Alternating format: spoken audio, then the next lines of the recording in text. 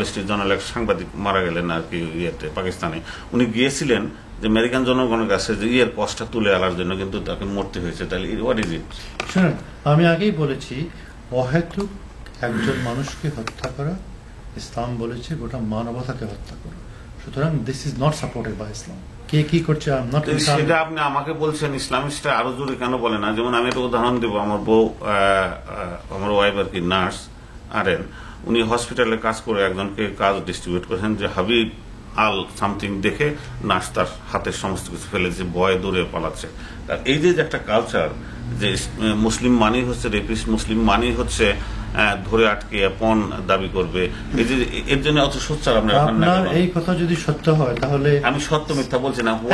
Just a minute, 6 million people are living in United States. আপনারা কেমন করে বেঁচে আছেন? 25 million Muslims living permanently in the west. এরকম কথা আপনি যেটা বলছেন তাহলে তো 9/11 পরে আপনারা বাঁচতে পারতেন না। This is a democratic society.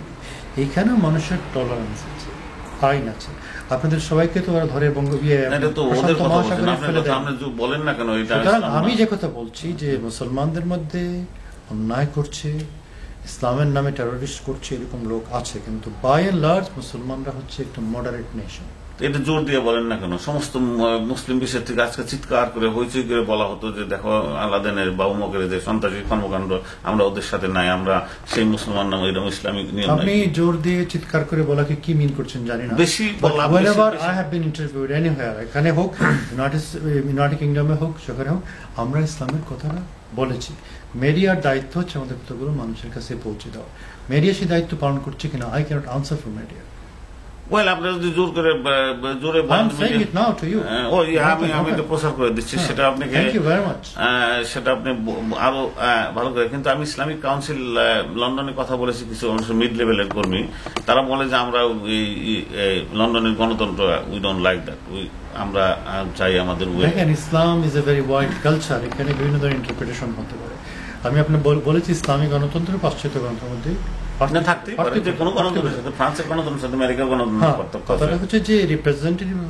মানুষের নির্বাচিত প্রতিনিধি হতে হবে, এই ব্যাপারে ইসলামের সাথে পাশ্চাত্য।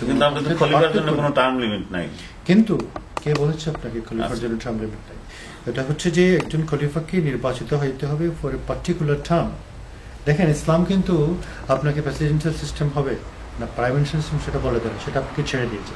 একটা জিনিস বুঝতে হবে, ইসলাম কিন্তু সবকিছুতেই মানুষকে কাট বেঁধে দেয় না, মূলনীতি দিয়ে ছেড়ে দিয়েছে, তারপর মানুষ ডেভেলপ করছে। আচ্ছা, এবার যদি বাংলাদেশের প্রশ্নে আসি, বাংলাদেশে আপনাদের জামাত ইসলামের কিছু লোক বা নেতৃবৃন্দ আওয়ামী লীগের সঙ্গে কোন এমবেসিতে গিয়েছিল, এটা নিয়ে আমরা কিছু বিতর্কিত প্রশ্ন এসেছে। আমরা কি প্রয়োজনে আওয়ামী লীগের সাথে কোনো অ্যালায়েন্স করতে চাচ্ছেন নির্বাচন? জামাত ইসলাম একটি গণতান্ত্রিক দল। আমরা এখানে 1991 থেকে বিভিন্ন পলিটিক্যাল অ্যাক্টিভিটিসে সরাসরি পার্ট নিয়েছি। 91-এ জামাত বিএনপিকে সাপোর্ট করেছিল, বিএনপি গভর্নমেন্ট ফর্ম করেছিল। 96-এ বিএনপি জামাত আলাদা নির্বাচন করেছিল। 2001-এ আমরা বিএনপিকে নিয়ে আমরা জোট করেছিলাম, আমরা নির্বাচিত হয়েছি। আমরা মনে করি যে 4 দলীয় ঐক্য টিকে থাকবে। আওয়ামী লীগের সঙ্গে যে অ্যালায়েন্সটা যদি সেটা আপনি মনে করেন যে এটা ঠিক, গণতন্ত্রে কে কার সাথে অ্যালায়েন্স করবে এই কথাটা যদি আপনি বলেন আমাদের দর্শনের জন্য, গণতন্ত্রে কে কার সাথে অ্যালায়েন্স করবে সেটা কেউ বলা যেতে পারে না। আওয়ামী লীগের সাথে অতীতে জামাত ইসলামী কাজ করেছে, যেমন 82 থেকে শুরু করে 90 পর্যন্ত একসাথে কাজ করেছে, লিয়াজও করেছে। সুতরাং প্রয়োজন হলে যে কোনো পলিটিক্যাল পার্টি আওয়ামী লীগের সাথে আমরা কাজ করতে রাজি আছি, প্রোভাইডেড দেশ এবং জাতির স্বার্থে সেটা। দেশের স্বার্থ হচ্ছে আমাদের কাছে সবচেয়ে বড়। আপনারা আপনি বলতে চাচ্ছেন যে প্রয়োজনে আওয়ামী লীগের সঙ্গে আপনাদের অ্যালায়েন্স হতে পারে বিএনপির সাথে, আপনি আপাতত 4 দলের ঐক্য জোটটা থাকুক, এটাই আপনার ডিজায়ার? না, বর্তমানে যে 4 দলের ঐক্য জোট সেটা থাকবে, কিন্তু দেশ এবং জাতির স্বার্থে আমরা যে কোনো রাজনৈতিক দলের সাথে আলোচনা করতে পারি, কথা বলতে পারি, একসাথে কাজ করতে পারি। লক্ষ্যটা হচ্ছে দেশ। দেখুন আজকে বাংলাদেশ একটা ডিভাইডেড নেশন, একটা দেশকে ভাগ করে কিন্তু আপনি উন্নতি করতে পারেন, কিন্তু কালচারটা ইউনাইটেড করতে হবে জাতিকে। এই বর্তমান সরকার মোটামুটি চেষ্টা করেছিল, কিন্তু এখন মনে হয় খালেদা জিয়াকে লাইফ লং প্রেসিডেন্ট করার বিএনপির যে প্রবণতা চেষ্টা, তাতে মনে হয় বাংলাদেশে গণতন্ত্র কতটা কার্যকর হবে হ্যাভ এ ডাউট। এরকম কোন এক্সাম্পল নাই যে গণতান্ত্রিক পার্টি তার পার্টি নেতাকে। না, কিন্তু এটা ভালো দিক হচ্ছে যে বেগম জিয়া সেটাকে প্রত্যাখ্যান করেছেন। বেগম জিয়া প্রত্যাখ্যান ওরা পাশ করলো কেমনি? উনি তো প্রিজাইড করছেন। এবং দেখেন, বাংলাদেশ একটা সম্ভাবনার দেশ। এখানে খনিজ সম্পদ আছে, আমাদের মানব সম্পদ আছে, আমাদের ন্যাচারাল রিসোর্সেস আছে। আমাদের প্রয়োজন হচ্ছে রাজনীতিটাকে যদি আমরা একটা সুস্থ পর্যায়ে নিয়ে আসতে পারি, টলারেন্সের পর্যায়ে নিয়ে আসতে পারি, তাহলে আমাদের সমস্যা থাকবে না। জনগণ যাকে আদর্শভিত্তিক পার্টিতে টলারেন্স হবে কেমনে? আমি মনে করি ইসলামিক ভিত্তিক 90% লোক ইসলাম, মুসলিম ভিত্তিক রাষ্ট্র হবে, ইসলামিক ভিত্তিক। আওয়ামী লীগ মনে করছে না, সেকুলার রাষ্ট্র হবে, কারণ আমরা স্বাধীনতার যুদ্ধ করেছি, স্বাধীন করেছি জামাত ইসলামের বিরুদ্ধে, কাজে শুধুমাত্র আমরাই দেশ নিয়ন্ত্রণ করব, আমরাই দেশের হর্তাকর্তা, মালিক হর। এই যে আদর্শগত যে স্ট্রং একটা ফিলিং, এটাকে রিডিউস না করলে। জামাত ইসলামী তো সবচেয়ে টলারেন্ট পার্টি, এই জন্য কারণ হচ্ছে ইসলাম টলারেন্সে বিশ্বাস করে, সহনশীলতায় বিশ্বাস করে।